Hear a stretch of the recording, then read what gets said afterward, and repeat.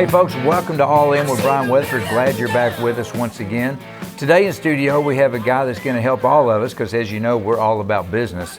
And he has a group, it's just the National Business Development Group. Sounds like the perfect guest to have on a TV show on a network that's all about business. So I'd like to introduce our guest right now and learn about everything he has to offer you, me, and all of us. Mr. Malcolm Rogers. Malcolm, welcome aboard. Oh, thank you so much, Glad Brian. to have you here with us. That's a very impressive name of your company. Oh, absolutely. So actually the name came from because we wanted to make sure that we can help every business in all aspects of the business and not just put ourselves in just a corner. We never want to, for ourselves or our clients, to put people inside of a pigeonhole. We want to make sure that we have that bird's eye view to be able to help everyone. So we want to make sure we had a broad name across the board. So. Well, you absolutely have a broad name, and I hear what you're saying, because all businesses, regardless of the product, good, or service they're selling, or in most cases, even regardless of size, there's some common things that all businesses need to handle up on. Absolutely. Right. Yeah. So one of the things when we developed the company, we wanted to make sure that we had the core services that were really the pain points for business.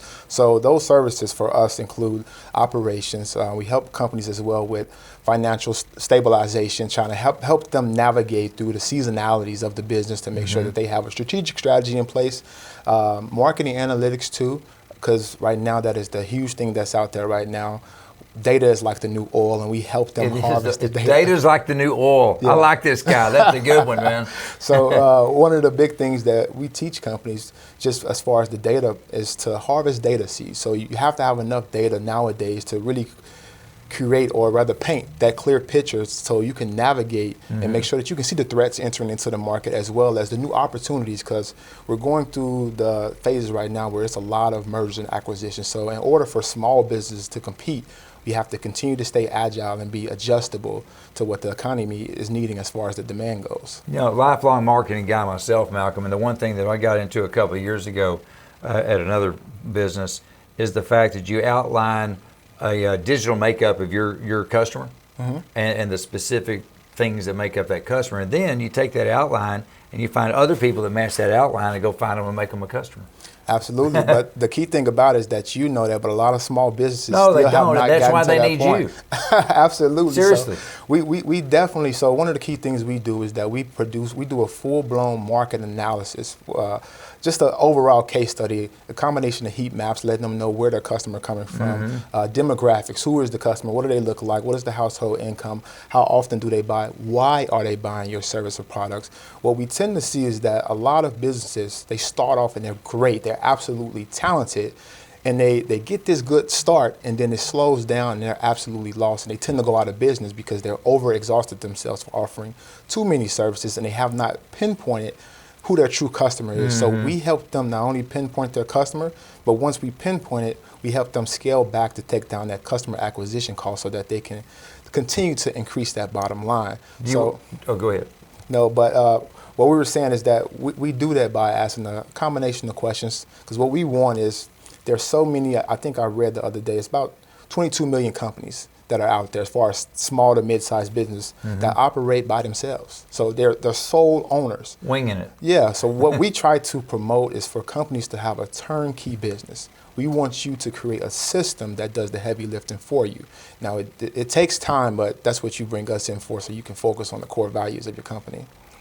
I see here on the table, and I'm thinking if only there was a book that could help us out. With all the other stuff you've done, Malcolm, right? You wrote a book. Yeah, this absolutely. book here, we're going to put this up on the screen here in a little bit, but it's The Foolish Entrepreneur Strategy Guide to Creating and Growing a Successful Business. Absolutely. That touches on what you say, because a lot of times the people create the business and then just let it go, think it's going to grow on its own, and that's not the case. And that's not what happens. So this specific book is a really good, it's a strategy guide. Yeah. So what I've done with this is I've worked with clients over the time. It has some of my personal stories in it as well to make that emotional connection, because we as entrepreneurs, having a business is like raising a kid, right? We don't want anybody to tell us what to do, but we want all the help. But when you give us advice, we tend not to listen. This book gives you strategy specifically around not only growing the business, building out your business credit, knowing different financial decisions that you need as you face the seasonality of the business.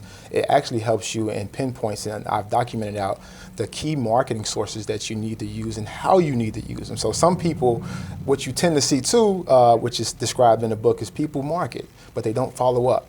and then they might follow up once, but then they don't cater, or you need to really cater to your leads, and we teach you that so many times. Yeah, I've done it. I'm guilty of it myself, which is how I can speak to it so thoroughly. Well, that's good though. You're a man who's been there. You can see the warning signs and help other people out before they get to that point. Absolutely, and that's what I love to do. I hate to see so many small businesses go out of business who have a good product or service to offer to the end consumer. You know, in a lot of ways, businesses, they need to be able to prepare for growth. I mean, because maybe they're doing things right and then they start growing and then they don't have a clue what to do. So you offer ways to help people prepare to grow? Yeah, you hit the nail on the head. A lot of companies go out of business when they try to grow. Yes. Because what happens is that their operation was never really functional. So what I call it is that they have a lot of Band-Aids in place. So we help you be more leaner and more agile, and we come in and say we put a monetary value to your whole system or process so that you can understand what your true customer cost of goods sold is. So once we're able to do that, then now you can scale your business. You know who your target market is. You know how your system is supposed to work. And then we put in points of accountability. So if this fails, then someone should be accountable so you can come back and pinpoint. And when you have problems in the business, it's not bad. I learned that the hard way. That's just an opportunity for another teaching point. You want to make your system as simple as possible. You know, one phrase I've always learned, Malcolm, I'm older than you, but maybe it's still around, but I've always heard the phrase of drinking water from a fire hose. Yeah. Right? Yep. And you get in the water, but you're drowning. Yep. If you don't know how to do it. Yeah, I've been there before too. When I had my own business, I had a business in Chicago, and I'm going to bring this back to marketing. You can drink from the fire hose because as soon as you go into business, all these different marketing channels, they're going to call you and want you to sign up for their service or business. But at that time, you don't know exactly who to sign up with, and all your funds are going out the window. Yes. So this really good product or service, it never gets in front of the people who really need you. Well, and it's changing and changing and changing, particularly with regards to social media. Yeah. Every day there's a whole new magic potion with social media. Yeah. So we teach you too to have a better understanding of social media. Everybody knows that it works, but they don't know how it works. You have companies out here who try to sell your product or service to you, but they don't know how it works either. So that's why we dig a little bit deeper and look at the marketing analytics and say, how much are you truly costing me? Because each source has its own customer acquisition cost tied to it, but you want to make sure that your overall customer acquisition cost is in the range that you need to be successful as a business in order for you to scale. A lot of people don't dig that deep. No, and also another thing too, and you keep talking about customer acquisition, which is very important, but a lot of people focus on customer acquisition and don't pay any attention to customer retention. Yeah. And it costs so much more to get the new one than it does to keep this one, but they let that just go out the window. Do you help out on the retention end as well? Oh, absolutely. We teach you the skills that you need, the tools and the techniques we provide you with to not only get them, but retain them and bring them back as customers, as well as track the referrals that these customers are bringing you. You hit the nail on the head. Yeah, they just don't do it. And I've seen it myself in businesses that I've worked with closely. To where we got to get more cut. Well, why don't we keep these too? Yeah. You know, and you're right. The referral thing is just huge because if you bring them in, if you bring them in, it's always marketing's job to bring them in, but it might be another department's job to keep them. Absolutely. And the marketing people do their job, and you're going broke. But you're like, well, wait a minute.